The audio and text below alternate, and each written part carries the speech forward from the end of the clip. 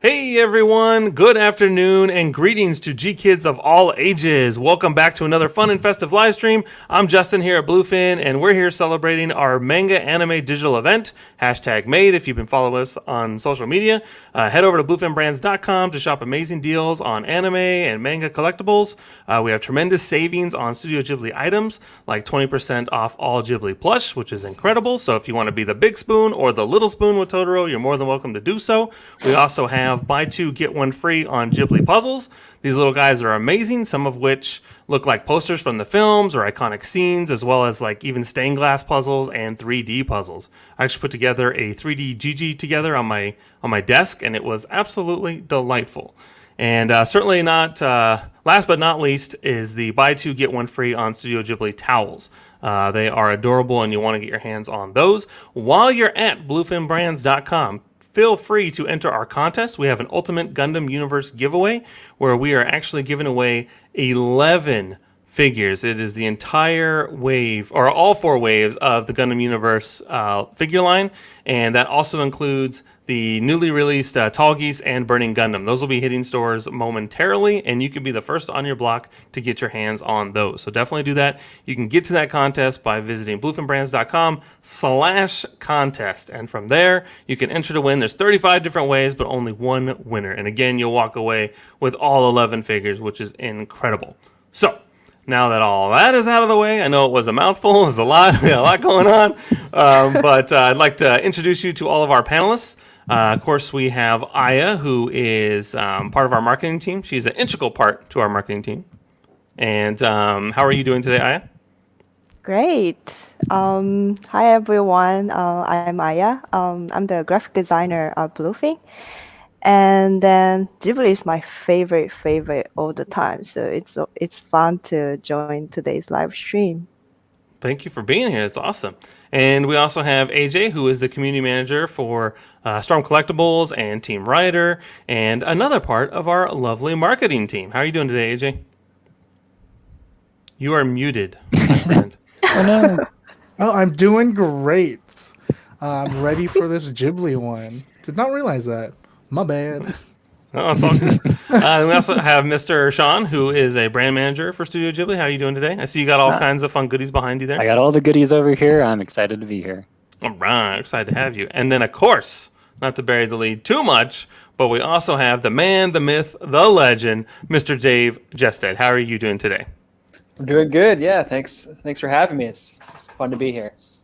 What is all that behind you? Is that books or albums? What do we got? No, these are some. We got some DVDs. We got the GKIDS line. Some other stuff that I've just been collecting over the years. All our samples and things. So just trying to recreate the office environment at home, as I think so many other people are. So Right.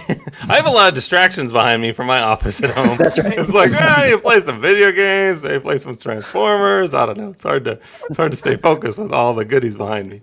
Mm-hmm. It's nuts. So let's get started. As far as GKIDS goes, we're celebrating Studio Ghibli. Where did your Ghibli career begin? How long ago did you get exposed to the wonderful world of Ghibli? Yeah. So for me personally, I was actually was fairly young. I was a kid. I don't remember the exact age, but my parents bought My Neighbor Totoro on VHS, the classic original Fox edition. And I remember that over the course of several years, I think we had about 5 or 6 copies of that film, because we kept just kind of handing it out to people. Like families would come over and to parties or whatever, and we'd say, "Oh, you have to see this film. You never heard of it. You got to see it. It's going to be great." So the copies just kept disappearing. We have to go buy another one. And so that was sort of my earliest foundational memory, was just sort of experiencing that film, which I think is an entry point for so many different Ghibli fans.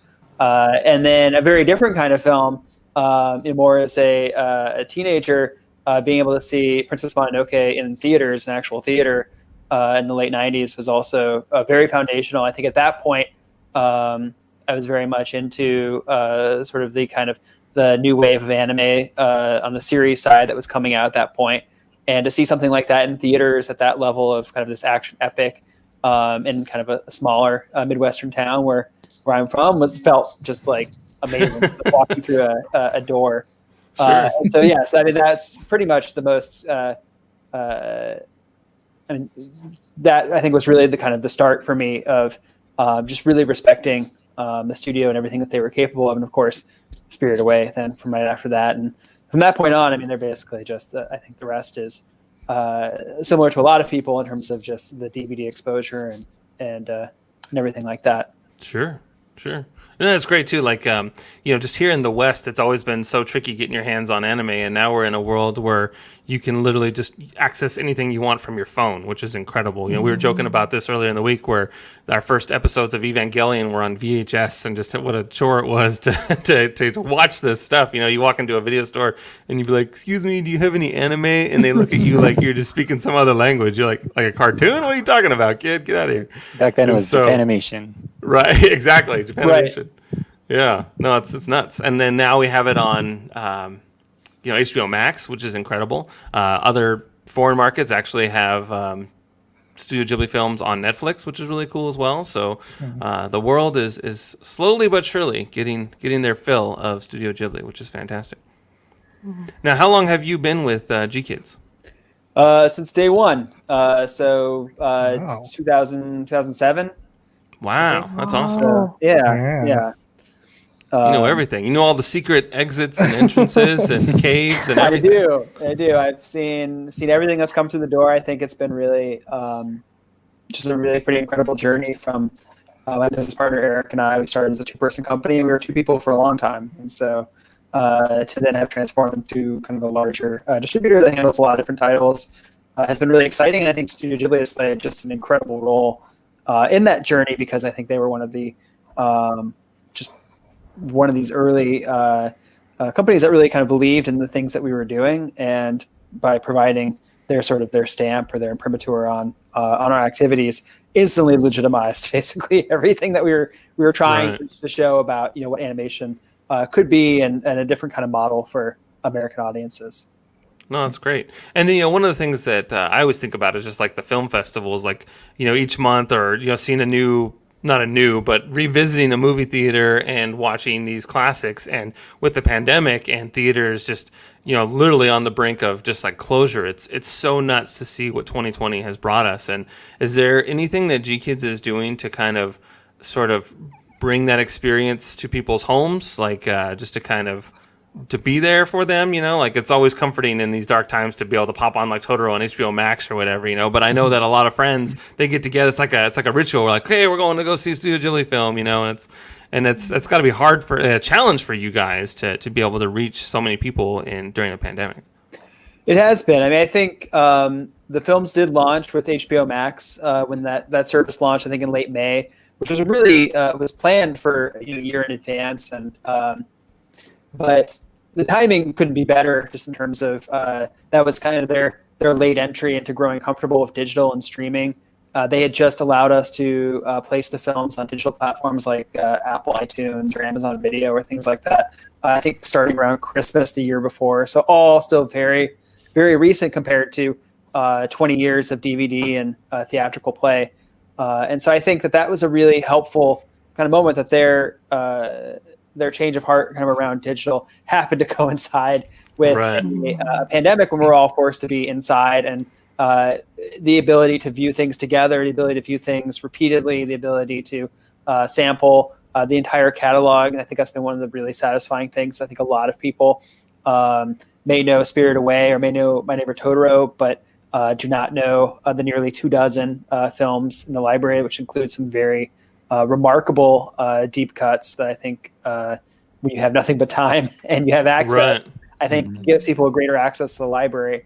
So I think that's been a really positive development. I think it has been very tricky, I think, this year. I think one of the big casualties that's been really unfortunate was the previous several years we've been doing this Studio Ghibli Fest with theaters, where it plays a film every month, nationwide, in hundreds of cinemas.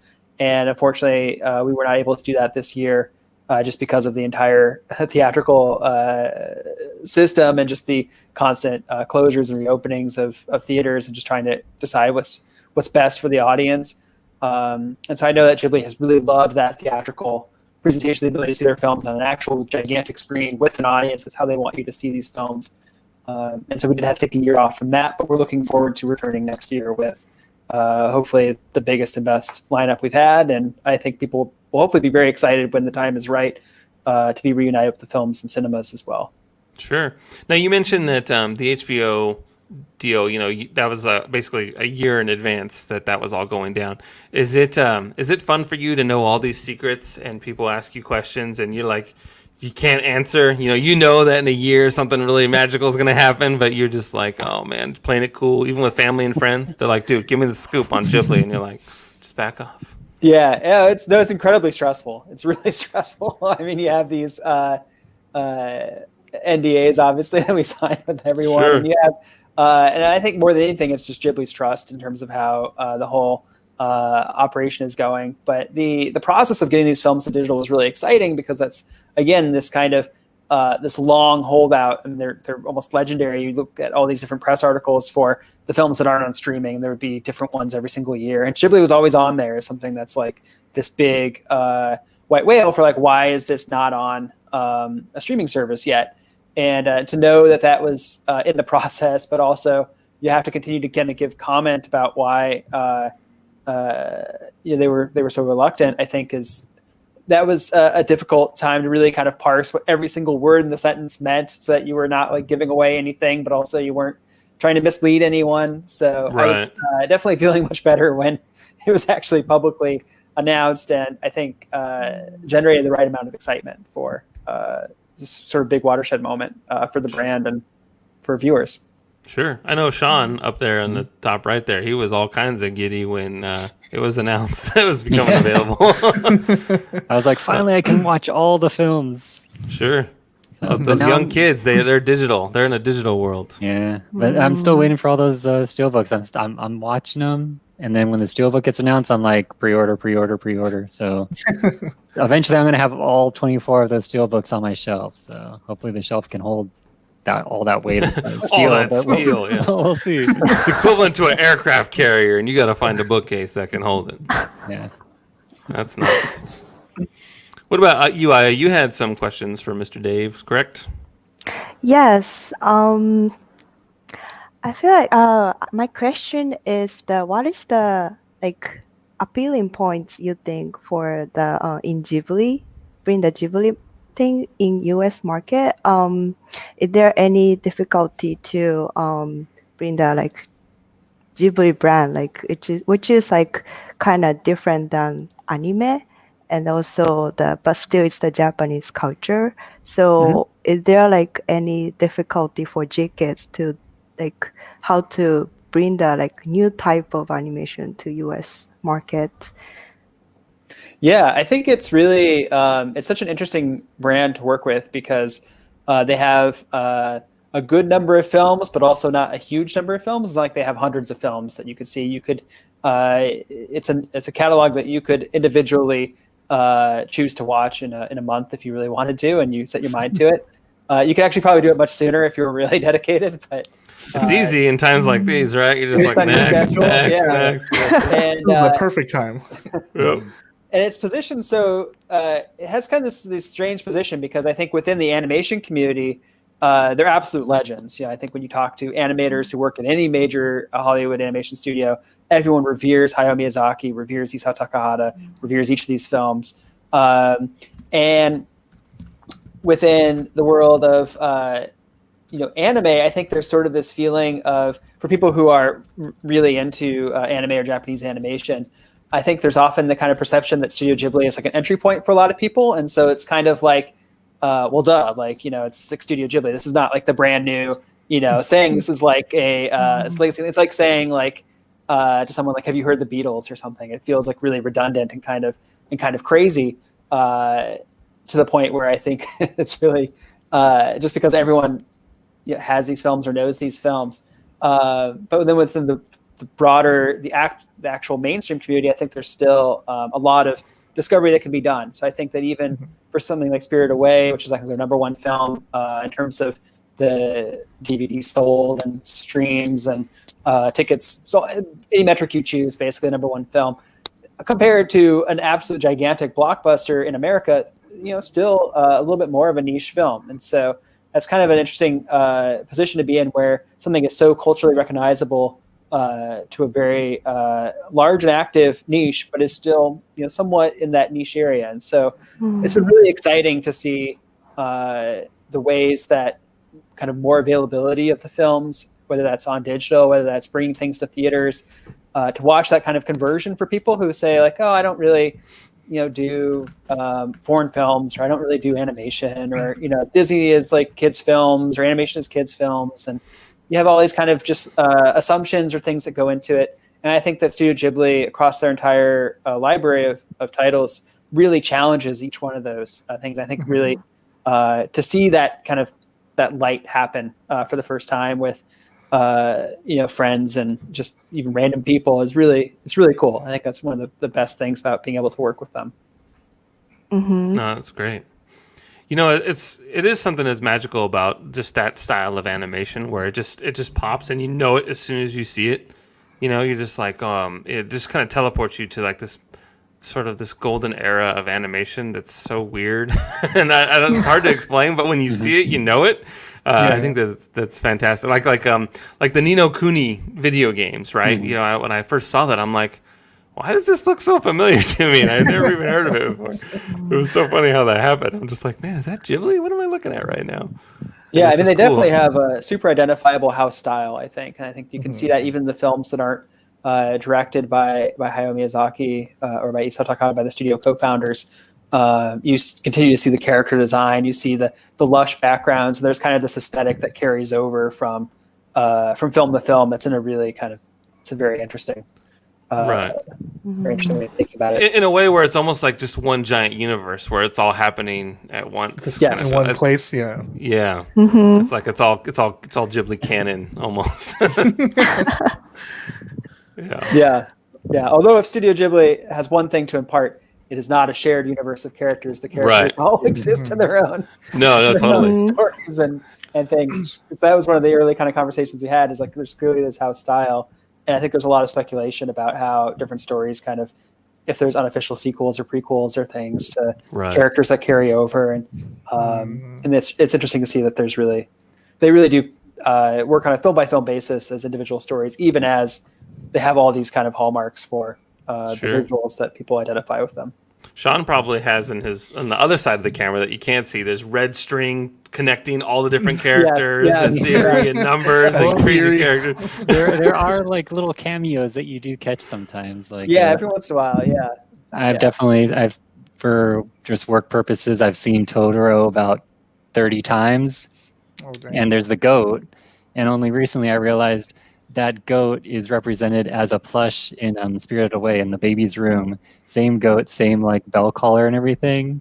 So there's those kind of like homages to previous characters in other films that you may like kind of pick out. Yeah. Sure. Yeah, Hayao Miyazaki loves goats. So. Right. So do I. My entire Instagram feed is nothing but goats and like pajamas out like hopping all over the place. They're very cute. Oh yeah, Justice, animal lover. Yeah, I am the resident animal lover. You know what else would be really cool too is sort of like a Ghibli coffee table book. I'm a sucker for coffee table books, and the animation is so amazing. It would be so cool just to kind of see that one page is sort of an unfinished sketch or drawing, and then just watch the evolution of how the final cell is created and how it looks. I mean, it's such a wonderful world, and it's this fantastical world, and to see that like on my coffee table right now, I'm just kind of getting a little giddy just like, thinking about it. Yeah, well, I think that's really something that just the level of craftsmanship involved is so insane to me, and the fact that it looks so effortless on screen, I think, is both a testament to the talent that they have in terms of putting these films together, and it's also just. But I think it's good to remember just how much craftsmanship is involved with hand-drawn animation. I think one of the last trips I took before the pandemic was actually visiting Ghibli, and we went to the museum for the Ghibli Museum for one of their new exhibits, and they had like in between paintings for just a handful of scenes in their films. And you look on the other side of some of this plastic, and there's little numbers noting what all the different colors should be, and then there's like this whole color palette, and that is one single frame of animation in the film. And to think about someone who's just like leaning over their chair, like hand painting something so that you can see it. I mean, it's incredible. It's really something that I think is really beautiful about that art form.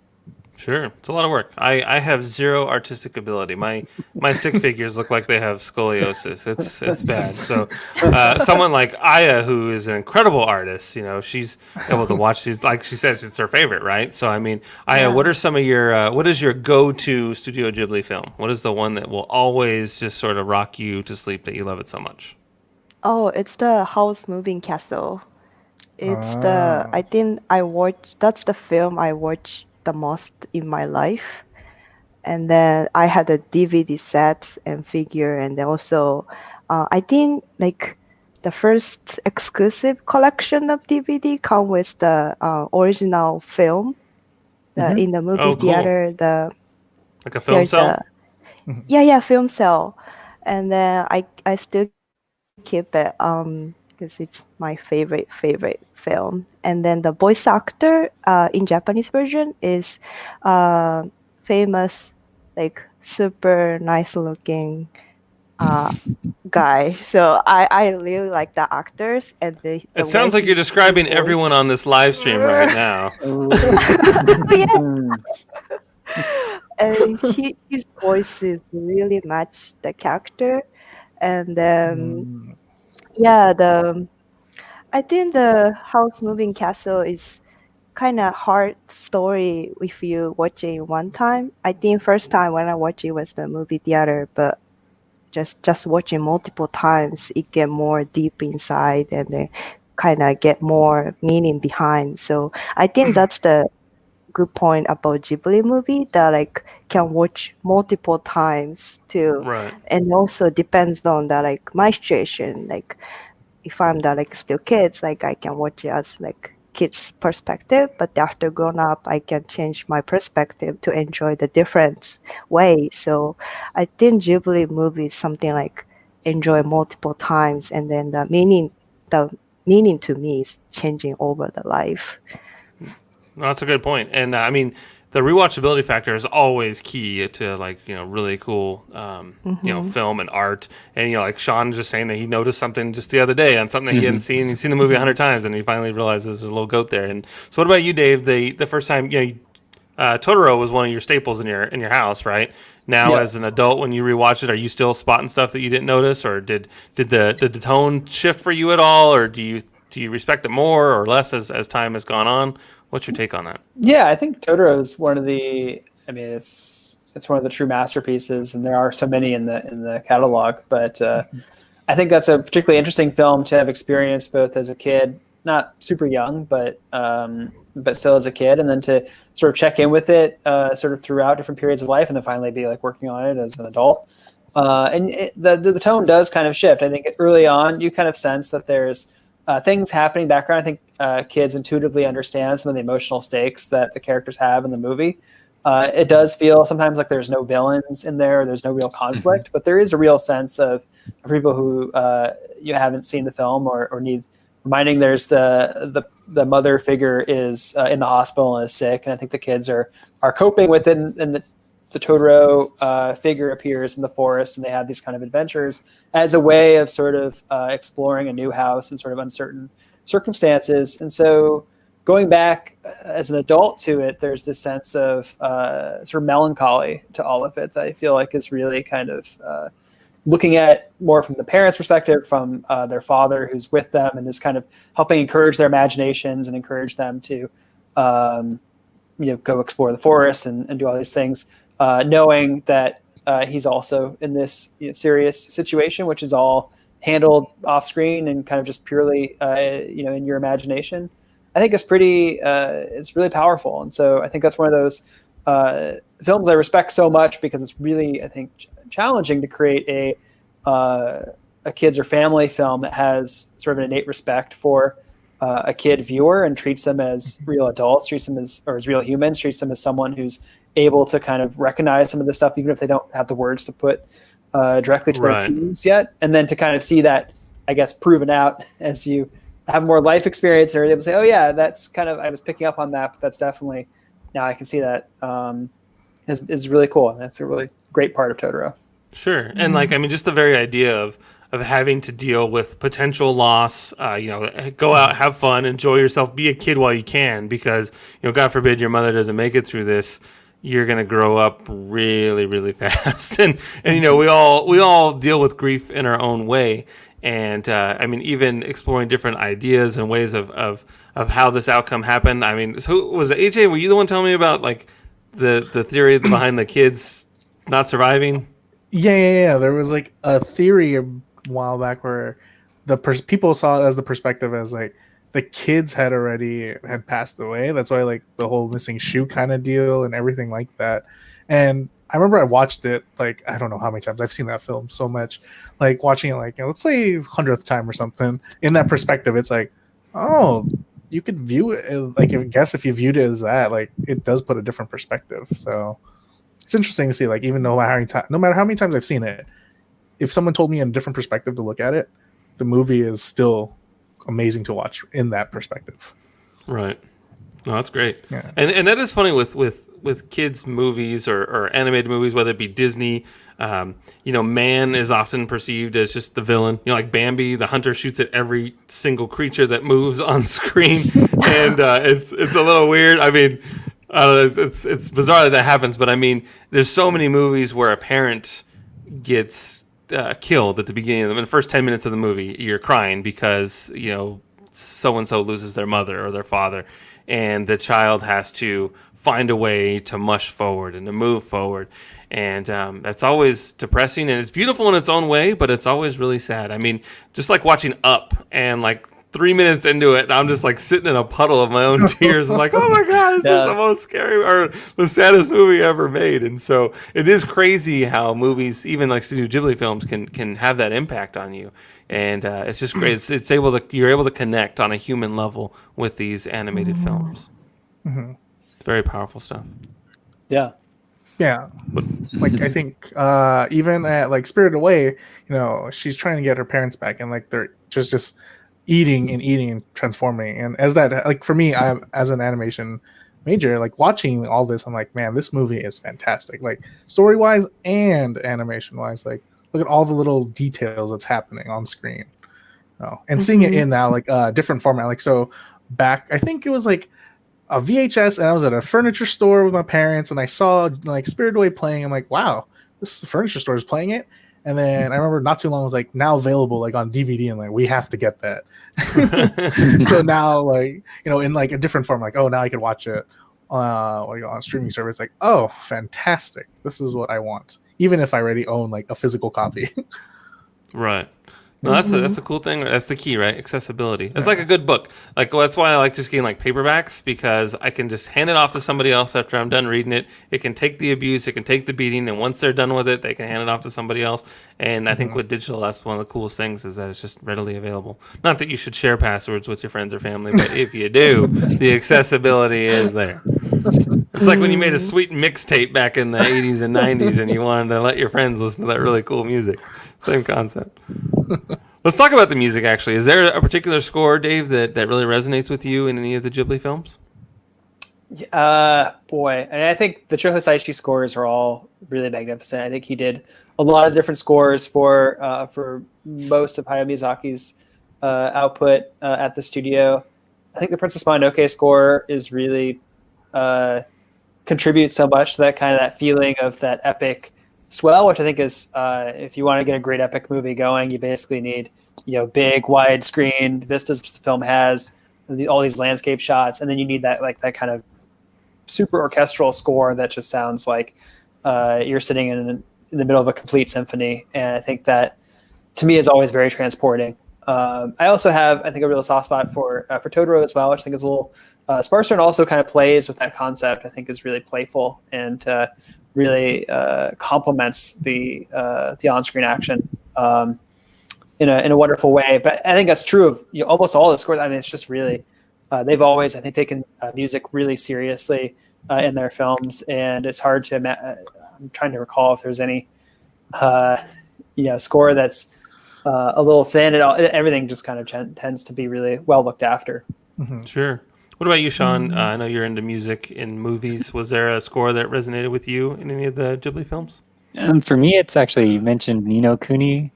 Kuni, I'd say the score for that, like I know it's done by the same artist for all the Studio Ghibli films as well, and that one was probably the best I've heard. The only thing is I've played all the games and it's the same exact score, so it's like it's on repeat all the time in my Right. head after I played it. Like I was playing Kuni when it came out on the DS in Japan. I was actually in college at the time in Japan, came out, and like I was playing that, came out on PS3, was playing that, now I'm playing it on the sequel on PS4, and like it's just on repeat in my head whenever I play that game. It's the same Sure. like adventure theme and everything like that. And so after It's I'm good to know done- it's the same because like I played through Wrath of the White Witch and I loved Yeah. that game so much. That was incredible. And the little island with the guy with the familiar that has like the lamp post on his nose or whatever, his little magical island or whatever. I thought that music was so cool, and I immediately went on like Apple Music and I'm like, oh, I'm totally downloading this. And then before I knew it, I added the whole freaking soundtrack to my phone. yeah, so I've got the whole like when you go on the world map and it's like do do do do do and Totally. stuff like that. It's like every time after I'm done playing that game, it's like I'm like walking to the kitchen. It's like do do do do do. Right. What an That's funny. adventure. It's stuck in Exactly. your head, and it's like I love the song, but it's like it's like get out of my head. Oh man. It's Great power stuff. of music, man. Yeah, I know. Love it. Good stuff. Let's see. Sean, do you have any questions for Dave? Well, I kind of how Dave was mentioning, a lot of Studio Ghibli films, they definitely don't have like the normal villains. It's usually kind of misunderstood characters that almost befriend the main character at the end. Like when you mentioned Totoro not really having one, after seeing it so many times, that's why the goat stands out to me, because the goat was pretty much like that's the biggest antagonist. It like shows up, tries to eat May's corn, and she runs away, and then they lose May, and that's like the major plot point. So I'm wondering, what out of any Studio Ghibli quote unquote villain, who stands out to you the most? Like, who was that kind of a misunderstood character who befriends them at the end, or kind of even in some cases, yeah, there is that villain who is a straight up like villain who's after the main character and trying to stop them. Yeah, and I think all the films are really unique in this way to not rely so much on kind of a villain dichotomy. I think it's very easy to set up a villain sort of as this kind of like world-ending kind of thing that has to be overcome by the heroes in a classic journey or triumph kind of thing, and to have it instead just be conflict that's interpersonal or is just about different kind of goals or different understandings of the world. And to be able to drive an entire story's worth of conflict out of that is pretty remarkable. I think for me, what's always sort of stood out is Princess Mononoke. I think does this really well with that you spend so much of the time in the film with Ashitaka and with the forest as this kind of idea of like, okay, obviously the forest is dying, the forest is being exploited. And the natural instinct is to side with both the protagonist of the film, the person you're spending the most time with Sam, Princess Mononoke as well, and then with all these creatures and things, and you see their conflict, and then as you kind of get into the film and they journey to Irontown, to the human area, then you're introduced to an entirely different perspective, and there's so much hate and sort of violence sort of fueling both sides, but you can really see, I think Miyazaki did just a really wonderful, like nuanced job, really portraying, I think, different kind of human aspects of why industrialization would happen, why this group of people who are themselves on the margins of society as we know it are involved in destroying the environment around them for their own survival and gain. And I think that to be there's any number of ways you could tell that story in the case where it's just like storming this castle of sort of these like really kind of evil, pig-headed human people, and restoring justice to nature and the environment who you're unanimously siding with. And I think the sort of muddier picture that emerges where there's kind of this sort of unwinnable conflict that someone is going to lose, and it's someone that doesn't necessarily deserve to lose. I think is what creates so much of that film's depth, and I think just that sort of principle is present in so many of their films, I think, as a way, and I think that's what people respond to often when you kind of talk about rewatchability, or you talk about the different layers that kind of get peeled back from seeing the films again, or different people's approaches kind of coming from where they are in life, either age or background, circumstance, all that kinds of stuff. I think that's really, I think, what gives a lot of the films their power. Sure.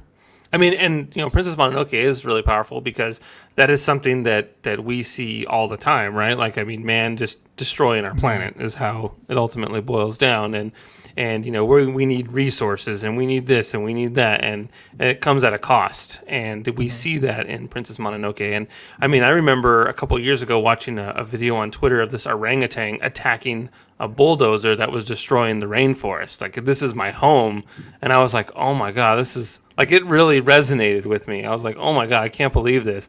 And then it shows that it's to create, like, palm oil, basically. And then it shows all the products that palm oil's in. I'm like, okay, well, now I got to boycott this and this and this and this to save the orangutans, And I took it very seriously. And I try really hard to be cognizant of our footprint that we're leaving on this planet, which is tremendous. And to see, we were talking about this on our last live stream, like just art reflecting the times and just how that has an impact and what we can learn. And if we're kids and we're seeing this and we're asking questions like kids always do, like, why are they destroying that forest? And what can we do to stop them from destroying that forest? Just having that dialogue, having those conversations. And I think that's very important. And they were able to give that message. At least that's what I interpreted when I'm watching it. I was like, oh my God, the world's ending. What can I do to stop it? Let me save the orangutans. Like, what can I do? And I think that's a pretty... Right? Yeah. I know, it's crazy. But I mean, that's really what I saw. I mean, I was literally watching a Princess Mononoke in this Twitter video that I was watching of an orangutan attacking a bulldozer. To me, it was the same thing. It was nuts. Maybe I'm crazy. Maybe I'm nuts. Maybe I'm the crazy. No, not at all. Yeah. Yeah. Well, I think, it's Miyazaki has so many well-defined. Anyone who's read anything, or he's a great interview when he does them.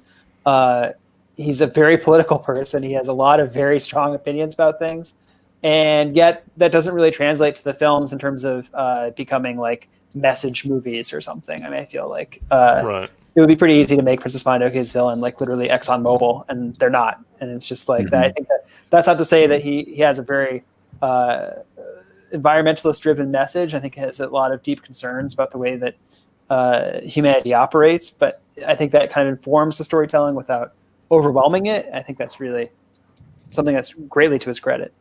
Right. No, absolutely. Yeah, I think even from the start with Nausicaa, when it's the story about man and like there's the society that's trying to they're trying to get that egg or revive this like ancient power, and Nausicaa is just like, well, the forest is creating these spores, and we need to like respect it and like respect the Om and everything, and it kind of has that like being living with nature and not trying to like destroy it. Yeah. It's hard to do. It is hard to do. And like, Yeah. like Eyes, you've got like a Nausicaa item on your desk as well right now, right? Like, Oh, Is yeah. that the glider right there? is it the glider? I think so. Yeah, Yeah. it's my personal collection. Oh, nice. I love it. It's light on, if you guys can see it. Oh, yeah. That's great. Cool. Yeah, Oh. it's Have you not taken it going- for a spin? Have you jumped off your roof with it in your hands? Oh, yeah. Oh, wow, you got one too. Sean's got one too. I What the got one heck? too. Had it on Man, my desk everyone- the entire time. Everyone's in the cool glider club. I'm not in it. I'm not either. What the heck? Gotta pick one up. It's we still have a couple left, I think. Oh, Nice. nice. It's Nice. really Where can you important get that, to do. Sean? You can get it at bluefinbrands.com/Studio All right. Ghibli. You also have a lot of plushy stuff back there. Are those on Yeah. bluefinbrands.com as well? I believe so. That big one's awesome. I gotta get that. We actually have, Dave. We have this one that's like, it's like life size. It's like 4 feet tall. It weighs 1 billion pounds, and everyone at a convention just has to come and touch it and cuddle it, and they try and take it off. Like they'll literally try and Yeah. stick this big thing under their shirt and walk out of the convention with it because they just want it so bad. Yeah. Yeah, I've I've seen Yeah, done, one, Great one. everyone wants to ask, like, how can I get it home? You don't? yeah. Yeah, Because so many First class, questions. have a chat. yeah, off limits.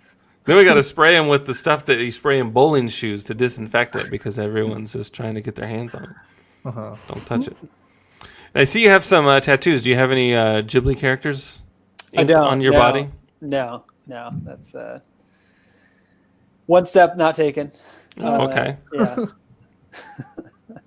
No, that's fine. I'm a video game guy, so I got like video game stuff on my body. It's a commitment. I'm not gonna lie, it's a commitment. Whenever you're ready to take that plunge, feel free to do so and let us know. Report back. Send us photos. Tasteful tattoo photos. I think Dave, yours is Orson Welles, right? It is Orson Welles, yeah. Okay. Oh, In cool. his 70s, full, magnificent, bloated side. It's great. It's my creative spirit animal. Perfect. But yeah, we've had a lot of we have employees, we have interns. A lot of people have the Ghibli tattoos. That's an easy way to get a head start in an interview. So Sure. it's I think another kind of really easy like hallmark in terms of just like benchmark for just how impactful these films are. It's just how much they mean to people. It's the iconography of Totoro and everywhere. Sure. No, that's great. Every time I go into the forest, I'm always looking for little kadamas. I'm like, okay, where are you guys? Yeah. When I clean the house, I'm like, all right, you soot sprites, you better beat it. You're gonna end up in a trash can. I'm gonna feel really bad in a second. Yeah, I think even when like Spirited Away had come out, like that whole tunnel thing, I got cautious of tunnels when I was living in Japan. I'm like, I'm not entering this tunnel. I am going to stay away from you. Yep. Yeah. It's easier that way. Yeah. Or do like, the thing with your fingers to get rid of the evil spirits or something. Yeah. Do this and then have the person Right. Mhm. That's the way to do it, man. I'm like, Kadama, protect me from the Blair Witch. I do not want to die out here. That's why I don't go camping. Oh, that's true. Yeah. I'm a camping kind of person. Nope. Not interested. My But goodness. I do have one more question for Dave. I do have a question about what you can share about Earwig and the Witch. Yeah. So I guess for those who don't know, Studio Ghibli is working on 2 films right now. One is Hayao Miyazaki's new film, which I think is it's in active production, but it's still going to be another year or two, another couple of years maybe before we see it. The other film they actually finished earlier this year, and it's called Earwig and the Witch. And this was just a new project for them, directed by Goro Miyazaki, his son, who's also directed From Up on Poppy Hill and Tales from Earthsea. And this is a really interesting project because it was done in partnership with NHK, the Japanese broadcaster. And unlike, I think, news of Hayao Miyazaki's film, which has been sort of, I think a lot of people don't, know the sort of day-to-day what's happening with it, but it's been known that it's been, in process now for a very long time. Earwig and the Witch, their second project, was a very secret kind of project that I think was not publicly revealed really until they announced in the spring that it was going to be selected for the Cannes Film Festival, which was ultimately canceled. So they kind of created this film as sort of a surprise, and it's coming very quickly. So we're releasing it early next year. I think there'll be a release day announcement pretty soon. For those who have seen, they just released some new images from the film. I think it's shocking to a lot of people. It's their first CG animated film using sort of 3D CG. And I think for a lot of Ghibli fans, I feel like there's some sort of like distrust or like, why have you forsaken me as the sort of the keepers of like the hand-drawn flame.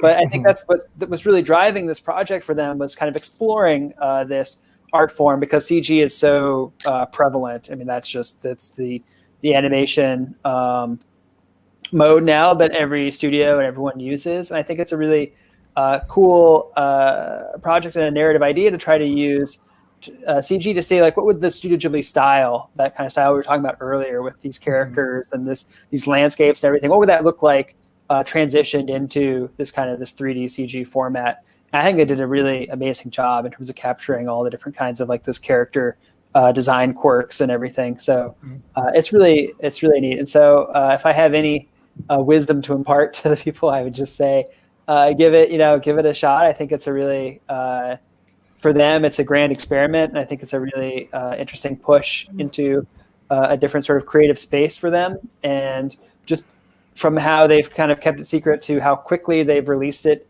into the world compared to the normal multi-year cycle, I think with this pandemic and with the kind of just the general way that 2020 has been going, this is like Studio Ghibli's little gift, to you and the fans. This is like a brand new film that's coming very quickly. And yeah, we should be able to share more information, I think, in the next couple of weeks. Cool. Awesome. Yeah, No, that's looking at that, I remember when they announced it and I saw it, I was like, oh, it is 3D. And I was one of the first like, oh, but it's not 2D, because as an animator myself, like I like the 2D look, but because I know that, Ghibli is they've always done well regardless of its art form. I'm seeing it, I was like, I trust it. I trust that it'll do well. I am always partial to new kinds of art form itself. So seeing it, I was like, I will trust it. I can't wait to see it as well. Yeah, sure. Yeah, I think it turned out really great. And it's based on the story. It's the last book from Diane Wynne Jones, who's the author of Howl's Moving Castle. So there's kind of this within the world of Ghibli, these authors that they kind of return to. I think that's also really nice. A